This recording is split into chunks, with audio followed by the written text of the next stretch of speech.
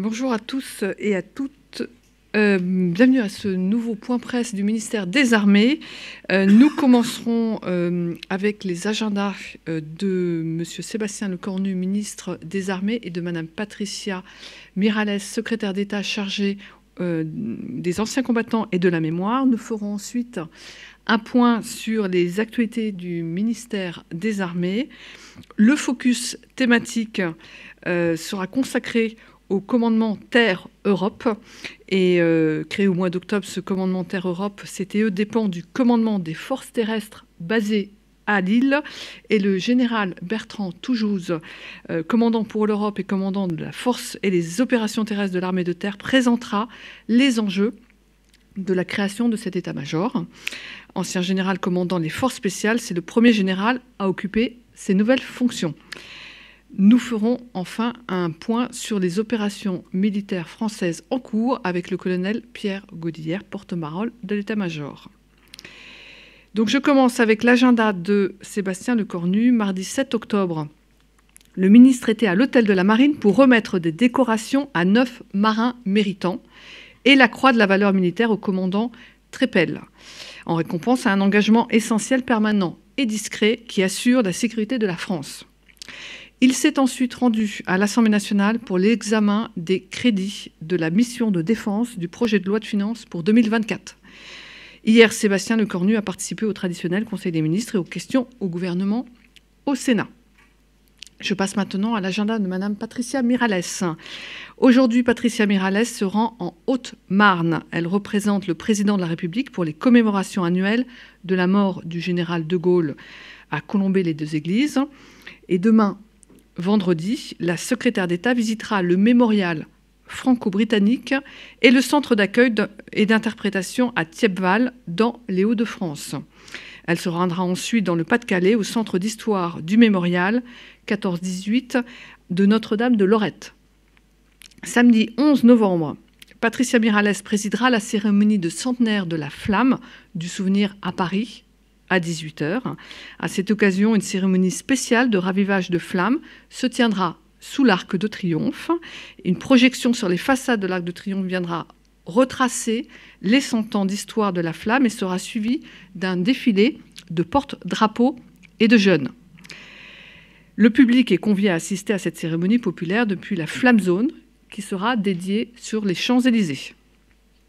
Je passe aux actualités du ministère, toujours en lien avec la journée du 11 novembre que j'ai déjà évoquée au dernier point presse. Cette journée qui célèbre l'armistice de la Première Guerre mondiale est aussi une journée qui rend hommage à tous les militaires et civils morts pour la France. Comme vous le savez, elle sera marquée par plusieurs événements commémoratifs sur l'ensemble du territoire. Et à ce sujet, sachez que les billets sont encore en vente pour le match de rugby de l'armée de terre contre la Marine nationale qui se déroulera au stade Jean Bouin le 11 novembre. Donc c'est le challenge Foch-Ronarc'h dont je vous ai déjà parlé longuement la semaine dernière. Donc n'hésitez pas à acheter des billets. L'objectif de cette journée du 11 novembre est d'exprimer la reconnaissance des Français à l'égard de l'ensemble des morts civils et militaires tombés pour la France pendant et depuis la Première Guerre mondiale. Et à ce titre, nous accueillons le général Éric Maury, directeur adjoint de l'Office national des combattants et des victimes de guerre, qui va vous présenter les principales missions et les dernières évolutions de l'Office. Général, c'est à vous. Mesdames et messieurs, bonjour. Très honoré de représenter Madame Véronique Possel de Lelys, qui est notre directrice générale, à l'occasion de ce 11 novembre où nous allons célébrer effectivement le 105e anniversaire de l'armistice, où nous allons rendre hommage aux morts pour la France. Et c'est l'occasion pour moi de vous présenter cet Office national des combattants et des victimes de guerre, qui était une vieille maison qui date de la Première Guerre mondiale, par la fusion de 3 offices, celui des combattants, celui des pupilles de la nation et celui des réformés de guerre et des invalides de guerre. Voilà. Cet office, il n'a qu'une seule vocation, c'est celui d'accompagner sur le plan moral et matériel chacun de ceux qui ont souffert de la guerre, que ce soit les combattants, dont évidemment les blessés, que ce soit les veuves de guerre, que ce soit les pupilles de la nation ou les pupilles de la République, que ce soit aussi les victimes de guerre et aussi les victimes d'actes de terrorisme qui sont assimilés aux victimes de guerre. Alors cet accompagnement, nous le faisons à partir d'une direction générale qui se trouve aux Invalides. On ne pouvait pas être mieux placé, mais nous travaillons essentiellement avec une centaine, 104 exactement, de petites équipes réparties dans tous les territoires auprès des préfectures, y compris dans les Outre-mer. Et aussi, nous avons 2 services dans le Maghreb, au Maroc et en Algérie, parce que nous avons encore un grand nombre de ressortissants, c'est le terme habituel que l'on utilise, à nous occuper. Ce sont des personnes qui sont algériennes ou marocaines, mais qui ont combattu auprès des troupes françaises dans les derniers conflits. Voilà. Alors, ce maillage territorial, il est extrêmement important parce qu'il nous permet d'être en permanence, en proximité avec chacun de nos ressortissants. Donc des petites équipes, mais qui travaillent vraiment en lien avec chacun de nos ressortissants qui ont besoin de nous. Alors, voilà les quelques mots d'introduction, quelques points d'actualité, si on peut dire. Le premier point, 1er janvier 2023, l'Office a changé de nom. Nous étions jusqu'alors l'Office national des anciens combattants et des victimes de guerre. Nous sommes d'ores et déjà, enfin dès à présent, et à partir du 1er janvier, l'Office national des combattants et des victimes de guerre. Nous avons donc perdu l'adjectif ancien. Évidemment, c'est très symbolique. Ça veut dire que nous avons la vocation ferme de nous rapprocher des combattants des générations d'aujourd'hui, la génération des OPEX, des opérations extérieures. C'est très important pour nous. Nous sommes face à une reconfiguration très importante du monde combattant. Pendant une centaine d'années, l'Office s'est consacré essentiellement aux anciens combattants des générations précédentes. Il nous faut maintenant nous tourner vers les combattants d'aujourd'hui tout en accompagnant les dernières générations du feu, notamment celles issues du conflit algérien qui sont encore en vie. Et nous avons profité de ce changement de nom pour changer notre devise. Elle est désormais avec des termes de mission ou des termes d'action: aider, reconnaître et transmettre. Aider, c'est la solidarité.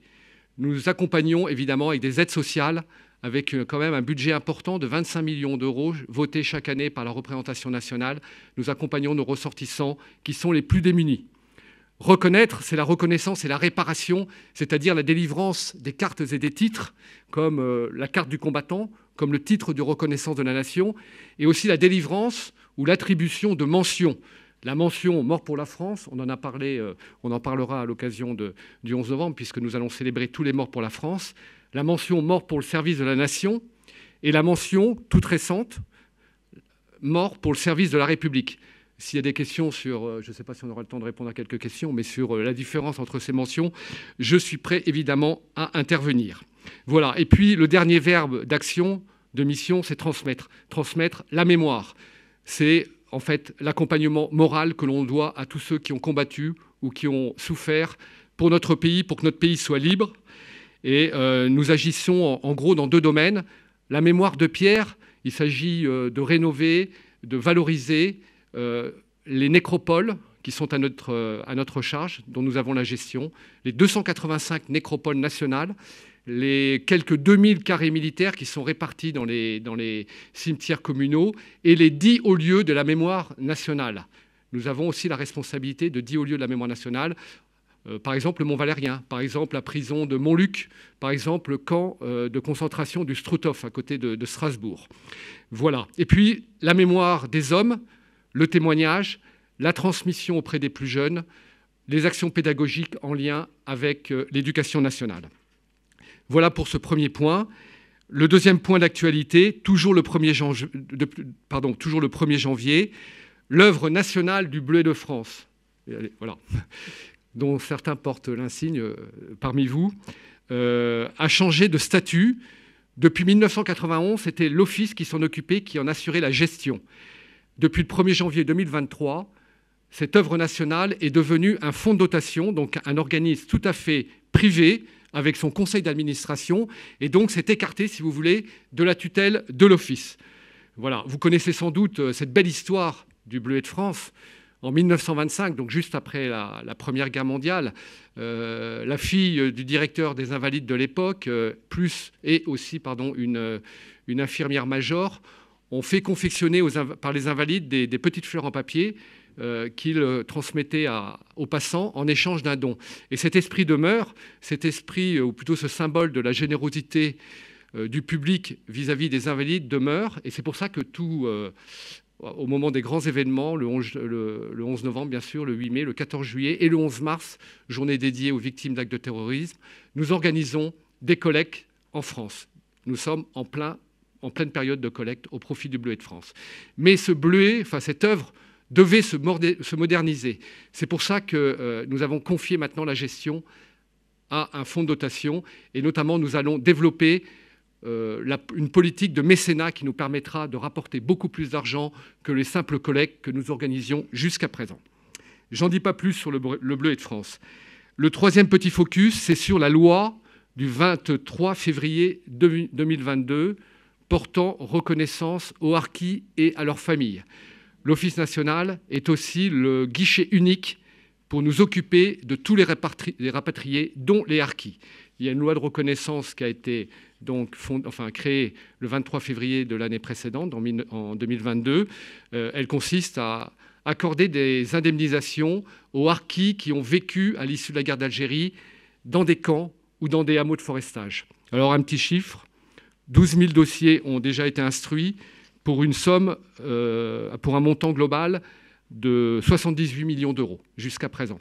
On attend en gros des indemnisations qui vont toucher à peu près 40 000 personnes. Vous voyez que c'est quelque chose de colossal pour l'Office.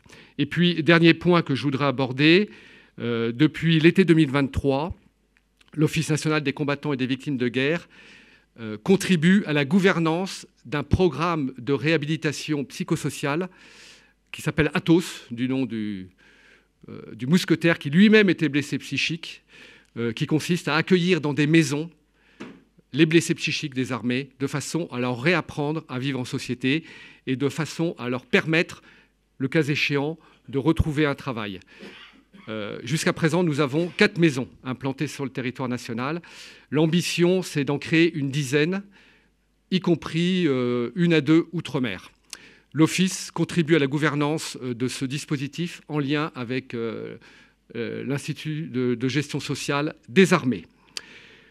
Voilà, si j'ai encore une toute petite minute, à l'occasion du 11 novembre, Madame la directrice, vous avez cité l'hommage qui sera rendu, ou plutôt l'anniversaire du 100e anniversaire du premier ravivage qui a été effectué par André Maginot. L'Office participe à cet anniversaire en permettant que cette flamme, sous l'Arc de Triomphe, soit transmise dans tous les départements à l'aide de petites lanternes. C'est très symbolique, mais en fait, dans chacun des départements, à l'occasion du 11 novembre, la flamme sera ravivée sur tout l'ensemble du territoire national. C'est très important que cet événement ne soit pas parisiano-centré. Voilà, je vous remercie et je suis prêt éventuellement à répondre à des questions. Et j'ai quelques bleuets dans ma poche pour ceux qui souhaiteraient en avoir un. Merci.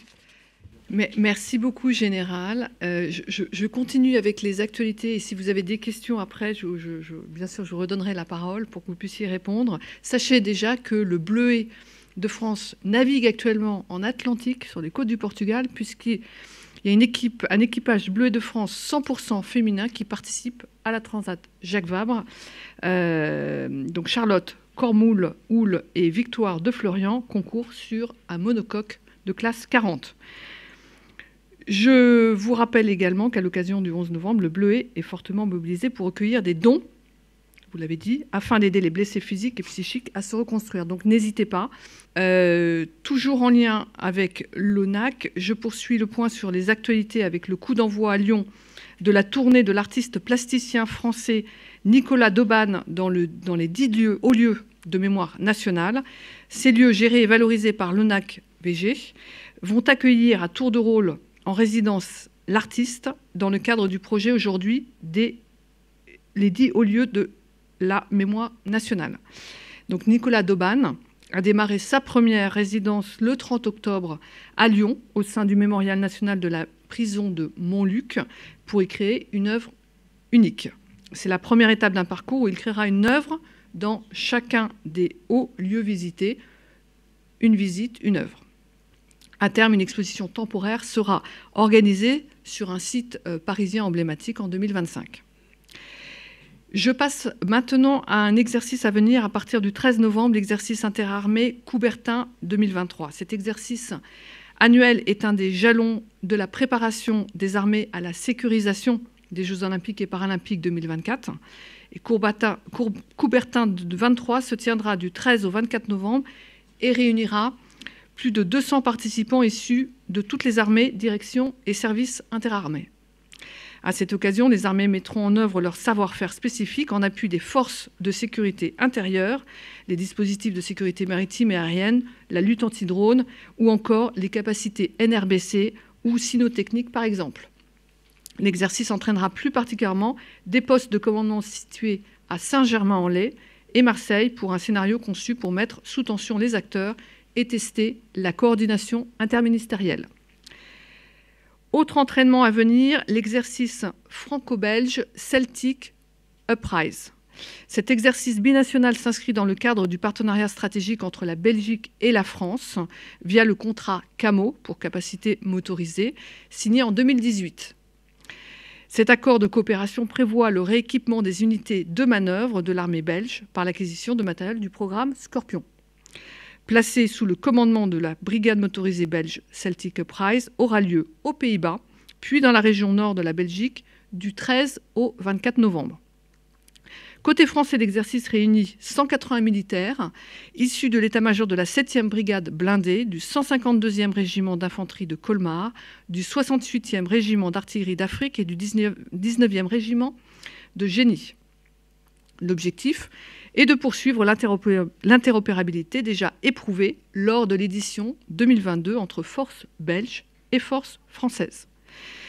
Je passe maintenant à une actualité concernant le pôle d'innovation de la section technique de l'armée de terre qu'on appelle aussi Gaïa. Le pôle d'innovation lance ce jeudi un nouveau projet de recherche. Safran Electronics et Defense de l'école polytechnique allient leur expertise dans ce cadre pour apporter des solutions innovantes aux protections balistiques terre grâce aux nouvelles technologies de fabrication additive. Ce sont des fabrications qui passent par l'utilisation de l'impression 3D. Le projet de recherche sera développé autour des applications de défense pour la protection d'équipements électroniques et optroniques sur des viseurs de différents vecteurs terrestres ou aériens, et la protection du fantassin en complément des gilets pare-balles actuellement utilisés. Je poursuis avec quelques actualités équipements en revenant d'abord sur la livraison en octobre de 16 véhicules Griffon dans le cadre du programme Scorpion. Pour rappel, le Griffon que vous voyez à l'écran est le véhicule blindé 24,5 tonnes qui remplace progressivement depuis 2019 le véhicule de l'avant blindé pour l'appui et le transport de combattants.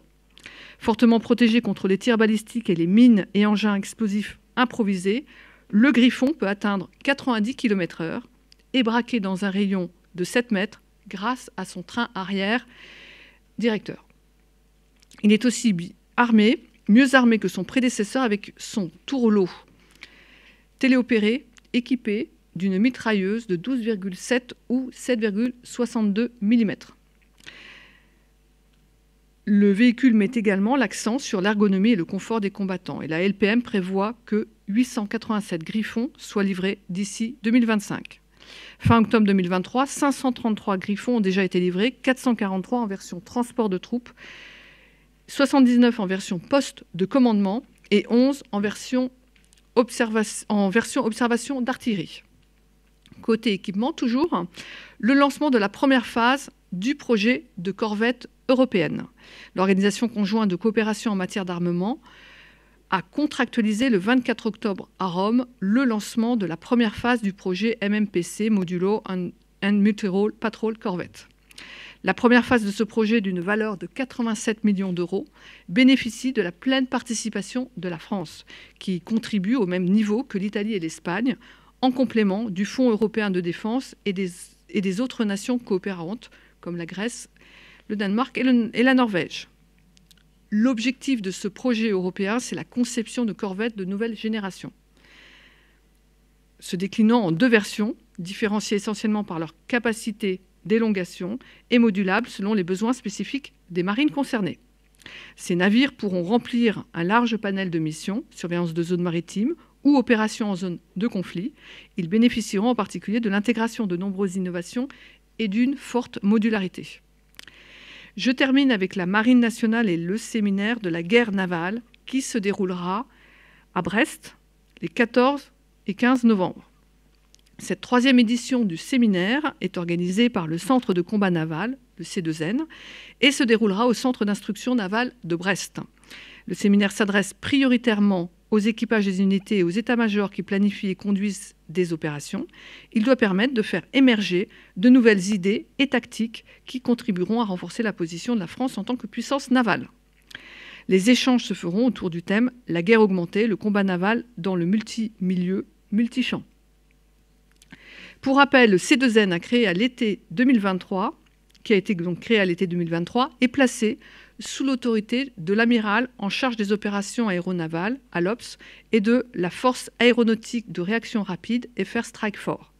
Le centre rassemble des représentants des 4 forces maritimes et a pour mission d'accélérer les réflexions doctrinales interorganiques, de faciliter la conduite d'expérimentations tactiques en lien avec les centres d'expérimentation et le bureau programme de l'état-major de la marine, et de piloter la préparation organique de haute intensité dans le cadre de Polaris, un des 3 axes du plan stratégique Mercator 2023. En résumé, l'objectif pour la Marine nationale à travers ce séminaire est de stimuler les échanges, partager le retour d'expérience et se préparer au futur combat naval, haute intensité et nouveaux champs de conflictualité, espace, cyberespace et guerre informationnelle. Avant de passer au focus thématique, si vous avez des questions concernant les actualités du ministère et notamment sur l'ONAC-VG, n'hésitez pas à les poser. Donc, je vais continuer avec le focus thématique. Néanmoins, si plus tard une question vous revient sur l'ONAC-VG, n'hésitez pas à revenir vers nous. Donc, la création d'un commandement de niveau opératif, le commandement Terre-Europe, le CTE, c'est donc la création d'un commandement de niveau opératif pour les opérations aéroterrestres en Europe, qui a été décidé par le chef d'état-major des armées cet été. C'est une étape qui est essentielle et qui s'inscrit dans les ambitions de transformation en cours vers le modèle armée de terre de combat. Cet état-major basé à Lille, au quartier Kléber, va permettre d'accroître la cohérence et la réactivité des déploiements opérationnels terrestres en Europe. Le CTE sera le nouvel interlocuteur de l'OTAN, de l'Union européenne et des pays partenaires pour toutes les opérations et activités à dominante terrestre en Europe. Et il sera pleinement opérationnel au printemps 2024. Le CTE est placé sous les ordres du général de corps d'armée Bertrand Toujouz, commandant la force et les opérations terrestres de l'armée de terre, qui va vous présenter plus précisément le contexte, les missions et les enjeux du CTE. Général, je vous laisse la parole. Merci, Madame la Directrice. Nouveau commandement. Donc forcément, les questions se posent. Pourquoi faire? Et donc j'espère que les minutes qui suivent vont vous éclairer sur les objectifs de ce nouvel état-major.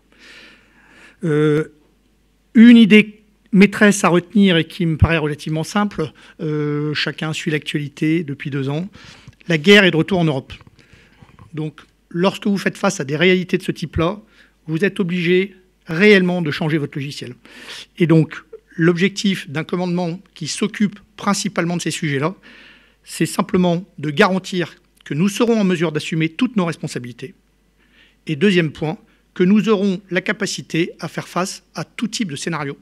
C'est finalement relativement simple. Planche suivante, s'il vous plaît. Alors, avant de rentrer dans les missions concrètes du commandement, quelques petits rappels.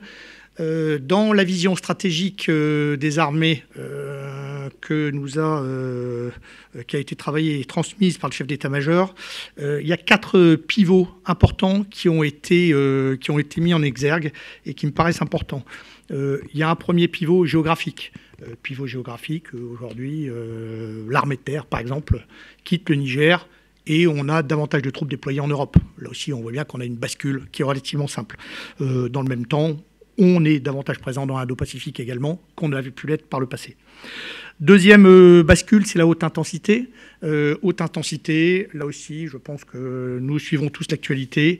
Lorsque nous regardons ce qui s'est passé dans les prémices du conflit entre le Hamas et Israël, lorsque nous suivons le conflit qui a eu lieu entre l'Azerbaïdjan et l'Arménie, lorsque nous suivons le conflit en Ukraine, on voit bien qu'on a véritablement changé de dimension dans la cadre des conflits qui sont les nôtres aujourd'hui.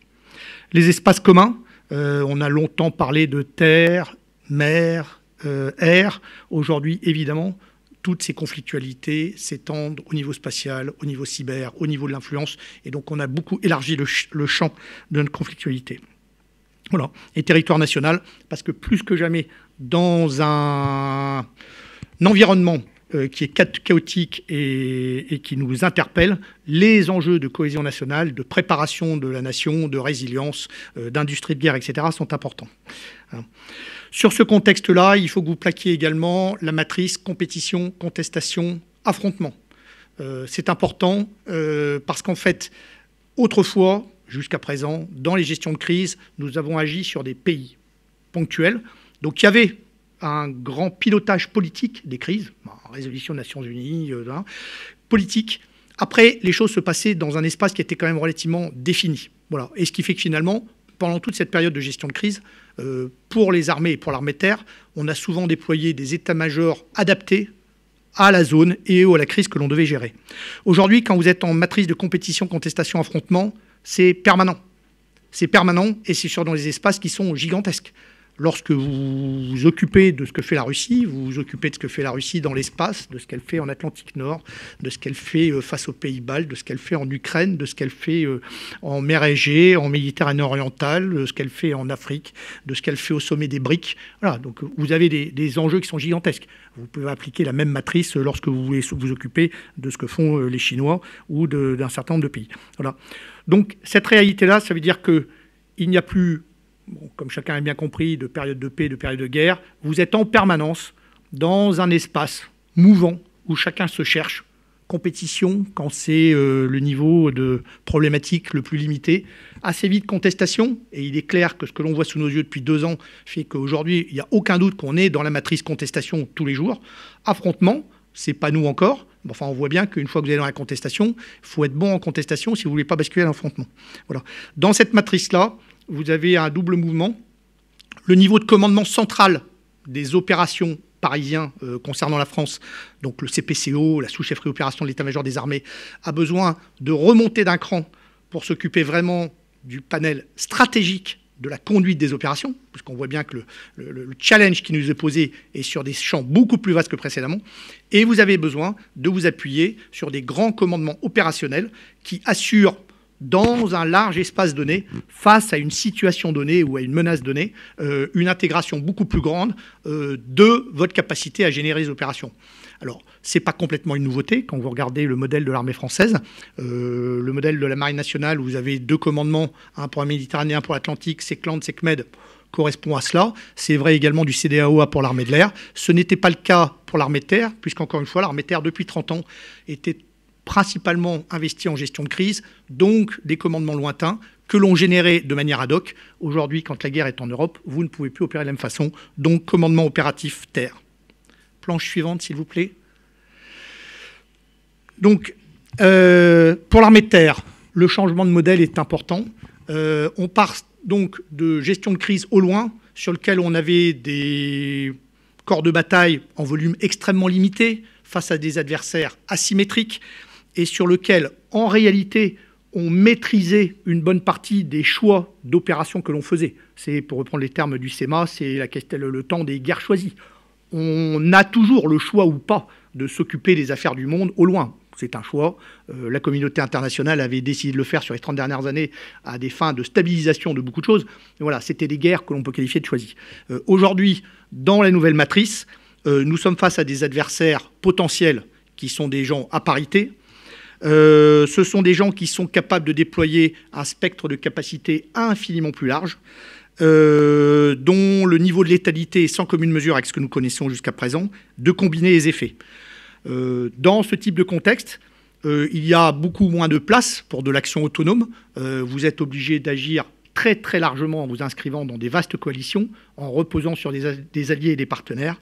Et vous avez un enjeu absolu de préparation tout le temps.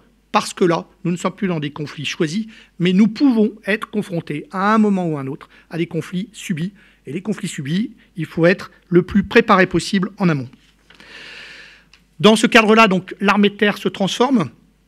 L'armée de terre, en fait, elle vise à s'adapter à ce monde-là. Donc c'est la création d'un échelon opératif. Encore une fois, c'est pour être prêt à assumer ce qui pourrait être une gestion de crise lourde ou d'escalade en Europe. Donc ça, il faut ce qu'il faut. Deuxième point, on ancre nos deux principaux pions de combat, qui sont nos deux divisions, les deux divisions de Besançon et Marseille, qui chacun commandent un volume de force de 20 000 hommes. Ce sont les régiments des forces de contact de l'armée de terre, sont régionalisés. Donc pendant 3 ans, elles s'occupent d'un espace donné. La première division de Besançon s'occupe de l'Europe, la troisième division s'occupe des enjeux monde, ce qui veut dire que ces divisions, au quotidien, passent leur temps à s'entraîner, à préparer des plans avec des alliés, avec des partenaires, à monter l'exercice avec les gens avec qui nous aurions à faire pour de vrai des opérations et à assurer une appréciation de situation permanente sur ces espaces-là. Nous adaptons également nos commandements à la géographie du champ de bataille. Aujourd'hui, dans la conflictualité qui est la nôtre, il est important à la fois d'avoir des forces de contact de bon niveau, hein, c'est tout ce qu'on a toujours fait, les combats de guérilla ou les gestions de crise, c'était des combats de forces de contact, des combats d'infanterie, de contre-guérilla. Aujourd'hui, nous avons besoin de réinvestir de manière importante d'autres espaces du champ de bataille, la zone arrière. Donc nous créons un commandement d'appui logistique de théâtre qui s'empare de tous les enjeux de logistique, de maintenance et de soutien dans une deuxième dimension au génie sur la zone arrière. Nous créons un commandement de l'action dans la profondeur et dans le renseignement. C'est tous les enjeux de la guerre moderne sur le combat 50 à 500 km en avant des troupes terrestres. Donc là-dedans, nous allons y mettre toutes les familles du monde du renseignement, le monde de l'artillerie, le monde de l'aviation légère de l'armée de terre et des drones. C'est comment on garantit notre supériorité opérationnelle dans cet espace-là. Troisième espace important, le commandement de l'action spéciale terre. Nous regroupons dans cette maison-là tout ce qui est monde des forces spéciales, monde de l'influence, monde des partenariats. Nous ne sommes pas condamnés au conflit frontal en haute intensité. Nous devons absolument, par des stratégies indirectes, déstabiliser les adversaires, gagner la guerre avant la guerre. Et tout ça, ça participe à ce monde-là. Et donc, c'est la mise au bon niveau de nos stratégies indirectes. Voilà. Derrière, bien sûr, il y a les transformations capacitaires. Pour l'armée de terre, ce qui était pensé historiquement, c'est toute la modernisation. Griffon, merci à la directrice de cet exposé sur notre beau Griffon. Mais voilà, donc c'est tout le plan Scorpion qui a été mis en place depuis maintenant une bonne dizaine d'années et qui, sur 2 lois de programmation militaire, permettra de renouveler 4000 véhicules blindés de l'armée de terre. C'est quand même juste absolument gigantesque. Voilà. Mais c'est derrière tout ce qui arrive sur l'actuelle LPM et très certainement la suivante, c'est tous les enjeux, drones, guerre électronique, artillerie, profondeur, etc., qui sont vraiment devant nous.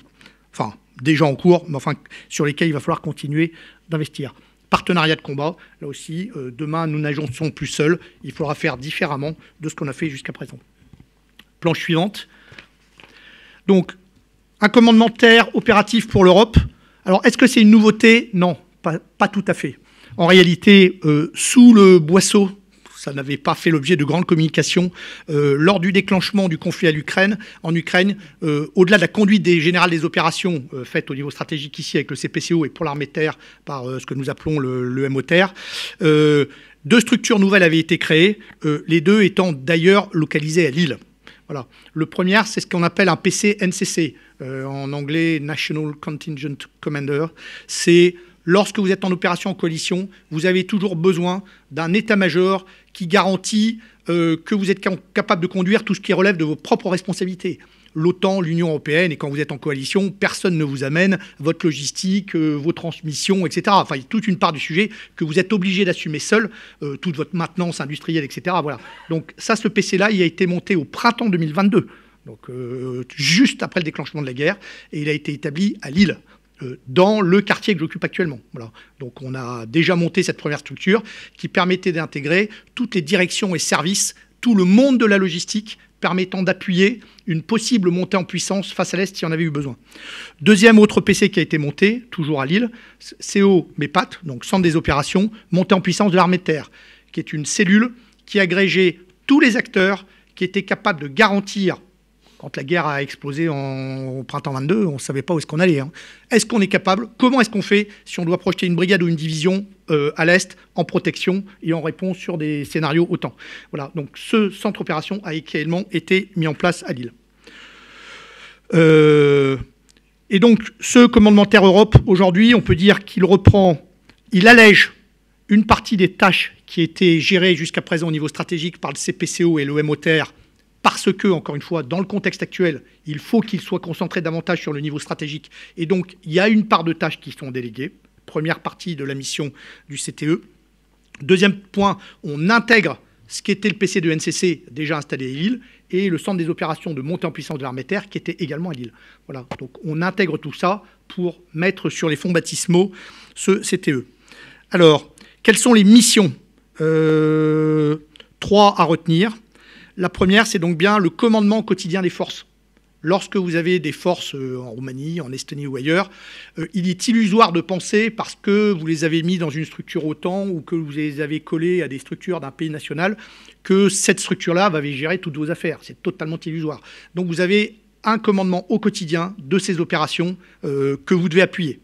Et vous devez également appuyer l'ensemble des troupes qui, sur place, ne sont pas sur commandement de l'OTAN ou l'UE. Il y a régulièrement un certain nombre de détachements, il y a un certain nombre de missions qui ne sont pas aux ordres stricto sensu de l'OTAN ou l'UE, qui sont déployées dans ces pays-là. Deuxième sujet, c'est donc garantir tout ce qui est logistique opérationnelle, montée en puissance en cas d'accélération d'une crise, ou tout simplement pour assurer la vie quotidienne. Par exemple, nous relevons l'ensemble de nos matériels en Roumanie, actuellement, dans le cadre d'une vaste opération. Actuellement, c'est la 7e brigade blindée qui était en Roumanie, c'est la 2e brigade blindée qui la remplace. Il y a plus de 200 véhicules qui sont relevés, c'est 6 trains militaires. Enfin, bon, vous avez quand même 4 bâtiments de la marine, 4 bâtiments affrétés. Enfin, voilà, il y a quand même des grosses manœuvres logistiques derrière tout ça. Voilà. Troisième point, très important, point unique vis-à-vis des alliés. Vous avez un interlocuteur unique. Lorsque vous préparez à des conflits, ou en tout cas que vous voulez être vraiment dans le cœur des affaires, vous avez besoin d'avoir très identifié l'ensemble des gens avec qui vous préparez la suite. Voilà. Donc aujourd'hui, le CTE va être le point d'entrée unique de la partie aéroterrestre, combat terrestre, pas armée de l'air, mais combat terrestre en Europe. Ce qui veut dire qu'à ce titre-là, moi je suis aujourd'hui l'interlocuteur désigné par le CPCO et le CEMA pour interagir avec le commandement opératif de Brunsum, de l'OTAN, avec le commandement opératif de Naples pour l'OTAN, pour les parties terrestres, puisque Naples a également un contact avec SECMED pour la marine, pour les enjeux maritimes, Méditerranée-Mer Noire. Voilà. Et je suis également un interlocuteur, je me retrouve maintenant en miroir d'autres structures qui sont très importantes en Europe, et essentiel pour ce que nous faisons. Les Américains ont un grand commandement terrestre en Europe, USAR. Donc c'est mon homologue immédiat. Et les Britanniques ont également la même structure. Donc ça facilite quand même énormément toutes les décisions à prendre. Voilà. Suivante. Donc l'essentiel de nos opérations aujourd'hui, du nord vers le sud, l'Estonie, bien sûr, Lynx, la Pologne, où nous faisons de la formation en lien avec les Polonais de nos partenaires ukrainiens.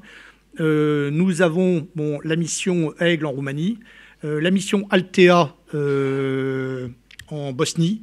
Voilà.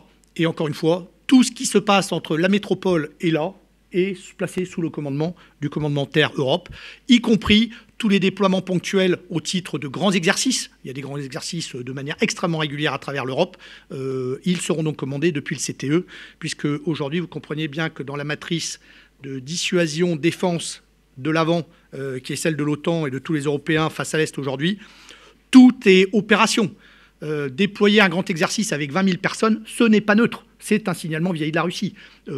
Choisir de faire comme on fait une relève complète de matériel en Roumanie, qui vous sera présenté un peu plus longuement à l'occasion de la relève entre la 7e et la 2e brigade basée, c'est un signalement stratégique. Nous montrons que nous sommes agiles, nous montrons que nous avons les moyens de projeter, nous montrons que nous avons les moyens de transférer l'ensemble de notre puissance vers l'avant. Voilà. Pour conclure, relativement simple, il s'agit d'être prêt. Voilà. C'est assez simple. Voilà. Ça va nous permettre de jouer de manière beaucoup plus sereine toutes les logiques de nation cadre. Nous avons des responsabilités spécifiques en Europe sur un certain nombre de domaines, notamment pour l'armée de terre, c'est très vrai en Roumanie. Et nous nous mettons en situation d'occuper toute notre place au niveau stratégique. Voilà. pour ces quelques mots. Merci beaucoup, Général. Et si vous avez des questions, n'hésitez pas. Des questions éventuellement en audio? Vous avez été particulièrement complet. J'ai une question. Merci, Christina Mackenzie de Breaking Defense. Vous êtes combien à peu près dans ce nouveau CFE, pardon. Donc je vois que vous êtes une adepte de la réelle politique. Voilà, le Vatican, combien de divisions? Alors, en fait, c'est pas si simple que ça. La force opérationnelle terrestre en France, donc c'est 80 000 hommes. Donc, à partir de ça, vous générez un certain nombre de structures de commandement. Voilà. Dans toute la réorganisation, CTE, comme j'ai essayé de vous le dire, aujourd'hui, on crée un certain nombre de commandements, c'est-à-dire qu'on se réarticule pour être davantage prêt. Donc, en fait, le choix que l'on a fait, parce que de toute façon, on fait avec les effectifs que l'on a, et c'est vertueux de manière générale, on a vraiment fait le choix de réorganiser notre organisation à isopérimètre. Donc, moi, pour ma part, à Lille, j'ai un état-major de 450 personnes, ce qui est déjà non négligeable. Sur cet état-major-là, je génère l'ensemble des structures et de la force qui me permettent de garantir ce centre opération du CTE. Voilà. Dans la réorganisation de l'armée de terre, il y a une part des tâches et de responsabilisation qui sont poussées vers le bas aujourd'hui. Nos 2 divisions régionalisées vont assumer des responsabilités accrues en termes d'opération qu'elles ne le faisaient par le passé. À l'inverse, on les a déchargées d'un certain nombre de missions de tous les jours, parce que vous ne pouvez pas faire plus si vous ne lâchez pas quelque chose. À l'inverse, on responsabilise encore plus nos brigades, qui sont les échelons qui commandent des paquets de 5 ou 7 000 personnes, dont on va un peu renforcer les états-majors, et qui, eux, doivent davantage insérer la cohérence de tous les jours de terrain. Voilà, donc l'avantage de créer un CTE sur un gros état-major qui était l'état-major qui commandait l'ensemble des forces opérationnelles terrestres au quotidien, c'est que vous avez une masse de manœuvres qui vous permet de décider. Si les choses se passent bien en Europe, ce que évidemment nous souhaitons tous, ça restera un grand centre opérationnel de conduite des activités courantes. Si jamais il faut passer à autre chose, moi j'ai immédiatement sur place 450 personnes que je peux réarticuler s'il faut commander réellement les affaires, sachant qu'en plus, à Lille, nous sommes adossés à une autre structure qui est le corps de réaction rapide. C'est le corps de niveau OTAN, dédié à l'OTAN par la France. Alors, il n'y a pas que nous là-dedans, il y a des alliés, mais enfin, en tout cas, qui est un renfort potentiel également sur un certain nombre de domaines.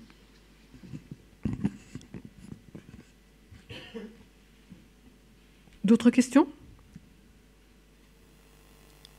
Parfait, merci beaucoup, Général. Et nous allons passer maintenant au point sur les opérations militaires françaises en cours avec le colonel Pierre Godillère, porte-parole de l'état-major des armées. Merci Madame la directrice et bonjour. On va commencer, une fois n'est pas coutume, par le territoire national pour faire un point sur la Coupe du monde du rugby, en tout cas la participation des armées à sa protection tout au long de la compétition. Et donc ça correspondait à 48 rencontres sportives réparties dans 9 stades, des zones à forte influence comme les camps de base des équipes internationales et puis les fan zones, etc., etc. Alors à quoi consistait finalement cette contribution des armées? C'est évidemment en appui des forces de sécurité intérieure. C'était des missions quotidiennes de patrouille terrestre autour des grands événements que je viens de citer. C'était aussi des contributions dans des domaines spécifiques et mettant en œuvre des capacités spécialisées, par exemple dans le domaine du NRBC, mais aussi des capacités cynotechniques, de détection d'explosifs et de neutralisation éventuelle d'explosifs qui n'a pas eu lieu. Mais en tout cas, il y avait toute cette mobilisation de compétences et de capacités en amont des rencontres et pendant les rencontres pour augmenter la vigilance durant cette période potentielle de vulnérabilité. Et la dernière chose, c'est une compétence qui est vraiment à la fois spécifique et à la fois chef de file, c'est la lutte anti-drone, qui est héritée d'un savoir-faire unique en matière de sûreté aérienne. Et donc, on pense bien sûr aux moyens qui ont été mis en œuvre, des moyens de détection, des moyens de réaction vis-à-vis des drones. Mais ce qu'il faut voir aussi, c'est la capacité finalement de coordonner tous ces moyens et qui est véritablement un savoir-faire spécifique aux armées et en l'occurrence à l'armée de l'air et de l'espace. il y avait par exemple un centre opérationnel temporaire qui a été monté à Villacoublay pour ce faire. Et on prend en compte aussi, dans cette capacité à commander, toutes les autorisations de survol et d'interdiction éventuelle de survol et de dérogation de vol de tous ces événements. Vous voyez qu'au-delà du déploiement sur ce que vous avez pu voir dans les stades ou au-dessus des stades, il y a toute la capacité à organiser, en complément, là encore, du ministère et en coordination avec le ministère de l'Intérieur et des Outre-mer, eh bien, toute cette capacité à planifier et anticiper ces besoins. Cette concertation, elle s'effectue à plusieurs niveaux. Elle s'est effectuée à plusieurs niveaux. Au niveau zonal, entre les préfets et les officiers généraux des zones de défense et de sécurité. Au niveau national, bien sûr. Et au sein d'une cellule de coordination dédiée, intérieure défense, la C2ID. Et toutes ces capacités, vous pouvez vous en douter, et la directrice vient d'en parler, sont des capacités qui vont être mises en œuvre pendant les Jeux Olympiques l'année prochaine.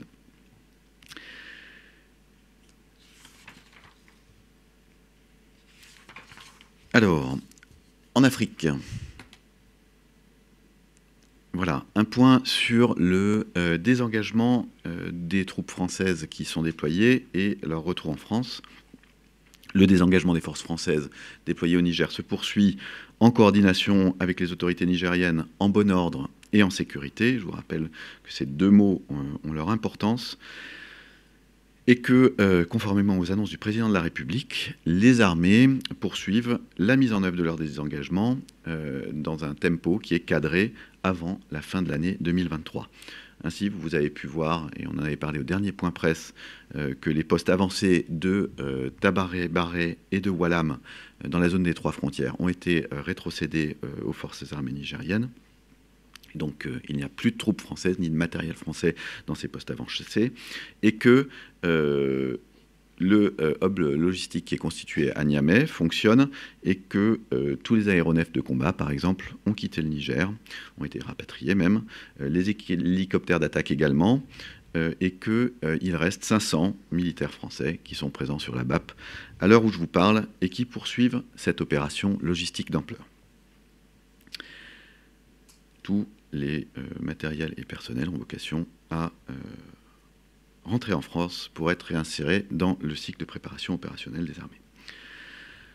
Dans le golfe de Guinée, du 30 au 4 novembre, les forces armées de Côte d'Ivoire ont organisé un exercice qui s'appelle Sogo-Djégué 2023, en partenariat bien évidemment avec les éléments français en Côte d'Ivoire et la Marine nationale dans le cadre de la mission Corimbe. Cet exercice amphibie a permis de renforcer l'interopérabilité avec les forces armées de la Côte d'Ivoire au travers d'un exercice en conditions réelles. Cet exercice a vu l'implication d'un groupement tactique embarqué, Dragon, et a favorisé l'échange de compétences opérationnelles entre les deux partenaires.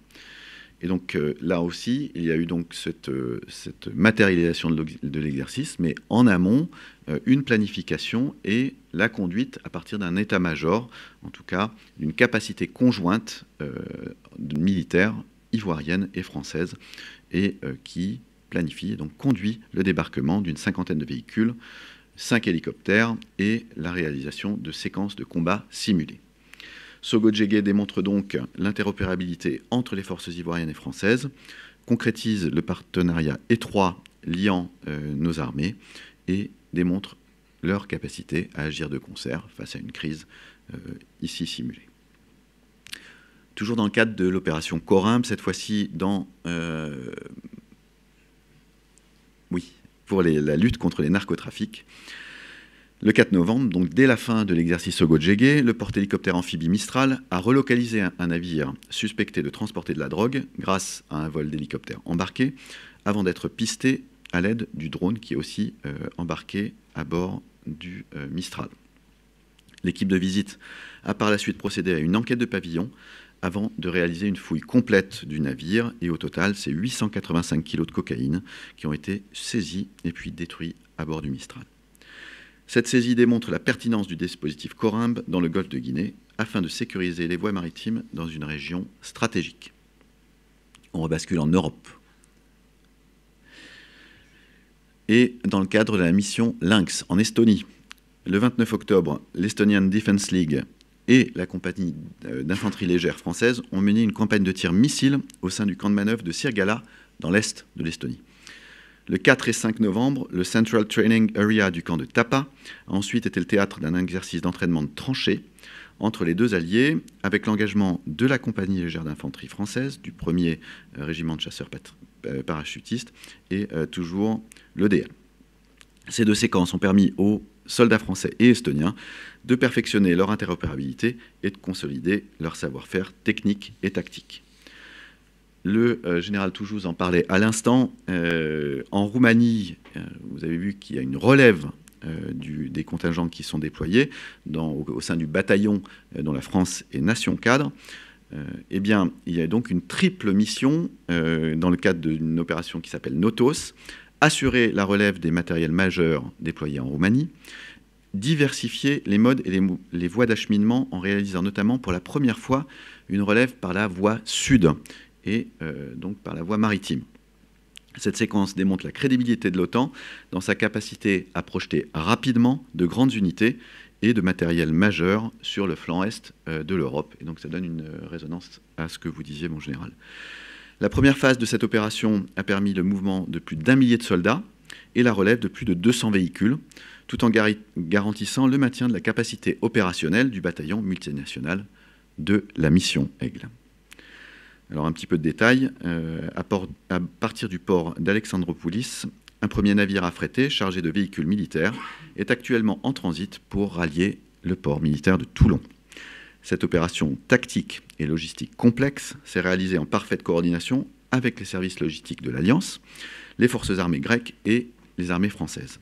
Elle confirme l'agilité des dispositifs militaires et ouvre, comme je le disais en liminaire, par la voie sud Méditerranée, une nouvelle option de déploiement des forces françaises et alliées vers le flanc est de l'Europe. Je vous rappelle que d'autres voies de déploiement, c'est la voie aérienne et la voie routière ou la voie ferrée. En Méditerranée occidentale, du 23 octobre au 6 novembre, la Marine nationale a participé à l'exercice majeur de l'OTAN Dynamic Mariner, couplé à l'exercice italien de haute intensité Mare Aperto. Cet exercice a permis de certifier la capacité de l'Italie à exercer le commandement de la composante maritime de la NATO Response Force en vue de sa prise d'alerte en 2024. Et pour ce faire, la Marine nationale a déployé la frégate multimission Provence, le chasseur de mines tripartite Capricorne et 2 avions Atlantique 2. La Provence a été en ce sens engagée aux côtés de nombreuses autres unités françaises, italiennes, portugaises et espagnoles, avec des entraînements ASM de lutte anti-sous-marine, donc conduits conjointement avec les Atlantique 2 dont je viens de parler, et des P-8 Poséidon américains, dans le cadre d'une simulation d'affrontement face à 3 sous-marins alliés. De plus, des séquences de ravitaillement à la mer, avec le bâtiment ravitailleur italien Vulcano, ou un exercice de visite ont été menés conjointement avec la frégate italienne Bergamini. Le chasseur de mines tripartite Capricorne a lui été intégré au groupe de guerre des mines, le Standing NATO Maritime Countermeasure Group 2, SNMCMG2, à vos souhaits. Et ce groupe s'est engagé dans une série de manœuvres dans le domaine évidemment de la guerre des mines ou de protection d'infrastructures. Les 2 Atlantique 2 basés à Sigonella, en Sicile, se sont par ailleurs reliés afin d'assurer des vols réguliers et quotidiens en appui aux bâtiments engagés dans cet exercice.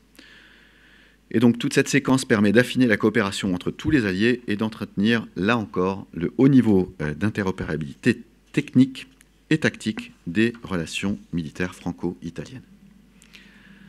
Au Proche et Moyen-Orient, en Méditerranée orientale, dans le contexte actuel de tension, la France a renforcé son dispositif militaire en Médor, donc en Méditerranée orientale. Sur ordre du président de la République, le porte-hélicoptère amphibie Tonnerre a appareillé de Toulon le 25 octobre dans cette zone. Et il rejoint la frégate Alsace, qui elle-même avait rejoint la frégate Surcouf, qui est en retour cette fois-ci. Donc c'est un dispositif cohérent, renforcé là aussi avec l'arrivée d'un avion de patrouille maritime Atlantique 2 et qui a pu réaliser son premier vol de surveillance maritime le 2 novembre. Cette force garantit à la France une appréciation autonome de la situation et lui permet d'être prête à faire face aux évolutions de cette situation éminemment volatile. Par ailleurs, et pour vraiment vous parler de dispositif global, des avions de transport A400M de l'armée de l'air et de l'espace ont participé à l'acheminement de l'aide humanitaire au plus proche de la zone de crise, en lien avec le centre de crise et de soutien du ministère de l'Europe et des Affaires étrangères. Plusieurs dizaines de tonnes de fret, en gros 3 vols, 3 fois 18 tonnes, 54 tonnes, humanitaires à destination de Gaza ont pu être ainsi livrés dans les délais très courts via l'Égypte. Il y a eu une première livraison il y a 10 jours, un samedi il y a 10 jours, et puis samedi, dimanche dernier, avec destination l'aérodrome militaire de El Arish en Égypte. Enfin, les armées, et c'est le but de cette infographie, s'appuient sur un dispositif flexible, cohérent et global au Proche et Moyen-Orient, avec des forces engagées au Liban pour la stabilité de la région au sein de la FCR, de la Force Commander Reserve, de la Force intérimaire des Nations Unies au Liban, des capacités notamment aériennes depuis la base aérienne projetée au Levant, engagée, elle, dans l'opération Chamal, qui est le volet français de l'opération Inherent Resolve, la coalition, des capacités terrestres, aériennes et navales aux Émirats arabes unis, et des capacités interarmées avec, de l'autre côté, les forces françaises stationnées à Djibouti. Pour les forces françaises aux Émirats arabes unis, que je viens d'évoquer, voilà, la frégate multimission Languedoc patrouille actuellement dans le détroit d'Ormuz au profit de l'opération Agénor, volet militaire français de l'initiative européenne de EMASO, European-led Maritime Awareness in the Strait of Hormuz. En ce sens, la France conserve des moyens du haut du spectre pour garantir, là aussi, son appréciation autonome de la situation, tout en protégeant la liberté de circulation des navires de commerce dans la zone. On poursuit en Indo-Pacifique avec les forces armées en Nouvelle-Calédonie. Du 23 octobre au 3 novembre, le patrouilleur de Outre-mer, Auguste Bénébig, et le bâtiment de soutien et d'assistance Outre-mer d'Entrecasteaux ont participé à l'opération Kourou 23 de lutte contre la pêche illicite. Les bâtiments ont œuvré à cet effet au respect des conventions internationales en matière de pêche dans les zones économiques exclusives des îles Tonga, des îles Salomon, du Vanuatu et de la Papouasie-Nouvelle-Guinée. Toutes ces activités sont coordonnées par le Centre de surveillance de pêche de l'Agence des pêches du Forum des îles du Pacifique, Forum Fisheries Agency, et cette opération permet de cibler et d'identifier des activités de pêche illicites non déclarées et non réglementées dans le Pacifique Sud. J'ai terminé pour ce rapide tour des opérations et je suis prêt à répondre à vos questions. Oui, bonjour colonel. Pour ce qui est de la Méditerranée orientale, j'ai cru comprendre que le Tonnerre allait être relevé par le Dixmude. Enfin, est-ce que le Dixmude est armé en navire hôpital avec le personnel nécessaire pour faire fonctionner ces deux blocs opératoires, ces 69 lits, etc. Alors, le porte-hélicoptère amphibie Tonnerre est sur zone. Toutes les options sont envisagées si c'est une relève, un renfort, c'est pas encore arrêté. Un deuxième porte-hélicoptère amphibie est en préparation et tout ceci fait suite à des annonces à la fois du président et du ministre, donc une intention bien sûr. Les porte-hélicoptères amphibies disposent de capacités natives, médicales, sanitaires qu'ils peuvent mettre en œuvre pour répondre à un besoin. Et c'est pour ça qu'ils rejoignent cette zone d'opération, encore une fois. Ce sont des bâtiments qui sont polyvalents et donc et qui disposent de ces capacités, en plus de capacités, on va dire, militaires, éminemment militaires, d'emport de personnel, de matériel, de capacités aéroportées, et aussi de transport de fret, et fret humanitaire, éventuellement, bien sûr. Mais là, il s'agit de rejoindre un dispositif qui est cohérent, modulable, réactif, pour être prêt à faire face à toutes, en tout cas aux évolutions d'une zone qui est en très forte tension. Sur l'armement personnel? Si vous créez un porte-hélicoptère amphibie dans une configuration particulière, vous prévoyez le personnel qui est dédié et qui va embarquer. Mais là, en l'occurrence, est-ce qu'on a du personnel médical à bord du second PHA? Le second PHA est en cours d'armement et les équipes vont le rejoindre, bien sûr. Bonjour, colonel. Il y a eu cette information du canal enchaîné sur un médecin militaire du SSA qui était à Gaza. Qu'est-ce que vous pouvez nous dire à ce sujet, s'il vous plaît? J'ai lu le même article et j'ai pas de commentaire sur la question, monsieur Alexandre. Est-ce qu'il y a des questions en audio? Toute question? Bon, écoutez, merci beaucoup, colonel.